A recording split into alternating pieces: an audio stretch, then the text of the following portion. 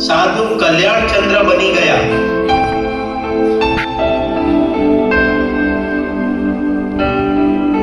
બહુ થાકી ગયા લાગો છો।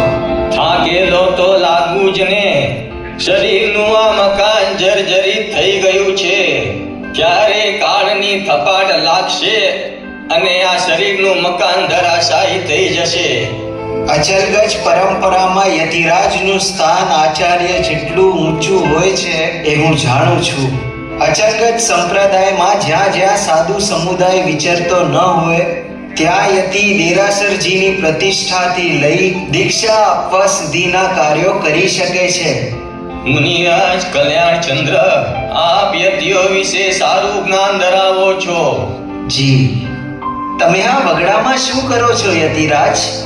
આ વગડામાં હું થોડી વનસ્પતિઓ શોધવા આવ્યો છું। એટલે જ યતિરાજ, હું તમને મારા ગુરુપદે સ્થાપવા માંગુ છું। શું? અરે પણ મુલક આખું જાણે છે, યતિઓ અનેક વિદ્યાઓના જાણકાર હોય છે।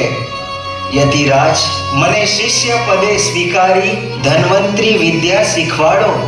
આ મુલકના ભોળા લોકોના શારીરિક દર્દો મારાથી જોવાતા નથી। તમારી વ્યથા યથાયોગ્ય છે, પણ મુનિરાજ, એ વિદ્યા શીખવા ઘણો સમય લાગે। માનવ શરીરની અટપટી તાસીર સમજી દર્દોનો ઈલાજ કરવાનો અભ્યાસ સમય માંગી લે છે। હું જાણું છું, ઉપચાર માટે પાયાના સિદ્ધાંતોને ઓસડિયા શીખવાડશો તો બીજો અભ્યાસ ધીરે ધીરે શીખી લઈશ। આ ભારત દેશના ગામડાઓના માનવીઓ માંદગીમાં તરફડે છે। ડોક્ટરો એમના સુધી પહોંચ્યા નથી।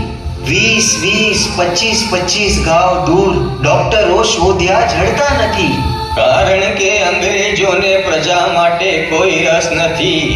કોઈ ગરીબ માણસ બીમાર પડે તો એને ખાટલા પર નાખીને ખાટલો ઊંચકી ડાક્ટર માટે 20-25 ગાંવ જવું પડે। ત્યાં સુધી તો એનું પ્રાણ પંખેરું ઉડી જાય। હા, એમના દર્દો દૂર કરી મારે સાધુ ધર્મ સાથે માનવ ધર્મ નિભાવવો છે મહાત્મા। તમારા વિચાર તો સારા છે કલ્યાણચંદ્ર, કિંતુ માનવ શરીરમાં જે રોગ જન્મે છે એના માટે કુદરતે ધરતી પર અનેક જડીબુટ્ટીઓ ઉગાડી છે, પણ વિદેશોની પ્રયોગશાળામાં તૈયાર થયેલ રાસાયણિક દવાઓ શરીરમાં નાખીને માણસ રસાયણોનો શિકાર બને છે।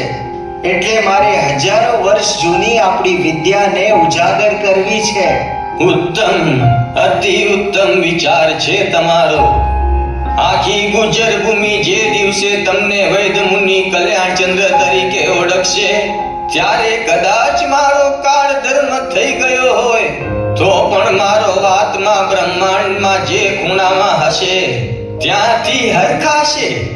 આજે અષાઢી બીજ, કચ્છી નવું વરસ, આજથી જ તમારો અભ્યાસ શરૂ થાય છે।